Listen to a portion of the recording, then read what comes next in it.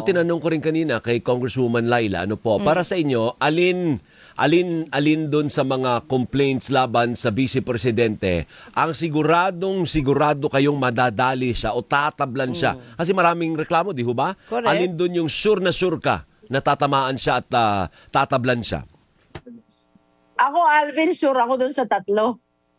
Lahat. For me, the evidence, Okay. sure ako dun sa tatlo. The evidence are all strong. Kasi dito sa confidential fund, remember, 4 pala yan eh. Kasi hiniwalay nila yung bribery.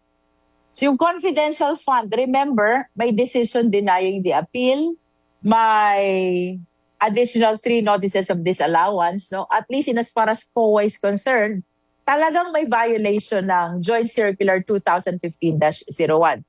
Second, dun sa bribery, you will remember these 3 DepEd officials na umamin na. Mercado, Osias, and Alcantara ba yun? Catalan. Yung 3 DepEd officials na umamin na. About the allegations of unexplained wealth, paano ba yan i-explain?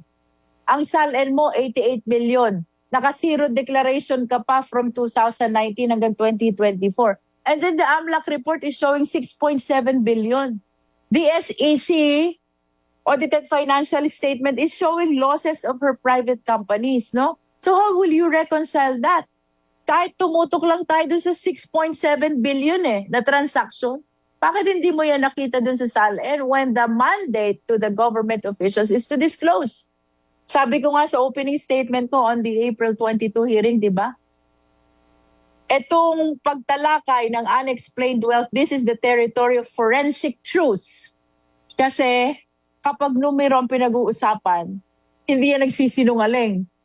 Hindi mo yan kayang takutin. Opo. Hindi mo yan kayang kumbisihin because numbers do not lie. Apo. How will you justify your SALN if your AMLAC is showing 6.7 billion transaction?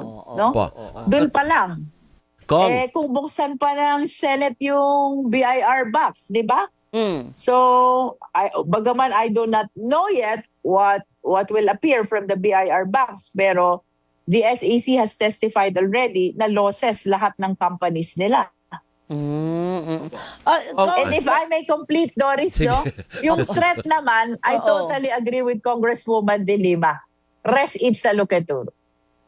What you see in the video speaks for itself. Okay. Threat was committed. Oo.